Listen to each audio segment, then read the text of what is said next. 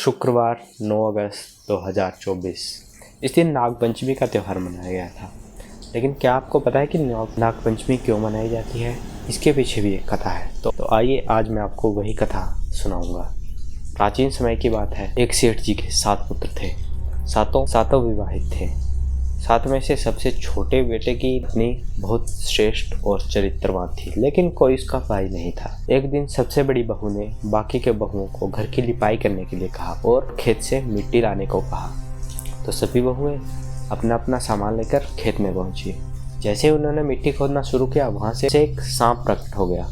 तो बड़ी बहू ने उसे मारने की कोशिश की। उस सांप के बचाव में छोटी बहू ने उसे रोक दिया और सांप को बचा लिया और सांप से कहा कि हे सांप देवता, आप यहीं पे रहिए, मैं आपके लिए दूध लेके आती हूँ। सभी बहुएं घर पहुंची और कामकाज में व्यस्त होने के कारण सबसे किया वादा भूल गई। अगले दिन जब उसे याद आया कि उसने सांप से एक वादा किया है, तो वो तुरंत उस सांप के पास पहुंचा और सांप से क्षमा मांगकर उन्हें और सांप को कहा है, भैया मुझे माफ़ कर दें, मुझसे बहुत बड़ी भूल हो गई। सांप ने कहा कि तुमने मुझे भैया कहा है, इसलिए मैं तुम्हें छोड़ देता हूँ, वरना इसी क्षण तुम्हें डस के मार देता। अब तुमने मुझे भैया कह ही दिया है, तो आज से मैं तुम्हारा भाई हूँ। कभी भी तुम्हें संकट पड़े तो मुझे याद कर लेना। कई वर्ष बीत गए। एक दिन वह सांप इंसान का रूप धारण करके उसके घर में आया और कहा कि मेरी छोटी बहन को मेरे साथ भेज दीजिए। सभी हैरान थे क्योंकि उसका कोई भाई ही नहीं था। तो सांप ने कहा कि मैं इसका चचेरा भाई हूँ और बचपन में ही मैं बाहर चला गया था। तो सभी लोगों ने उसे खुशी खुशी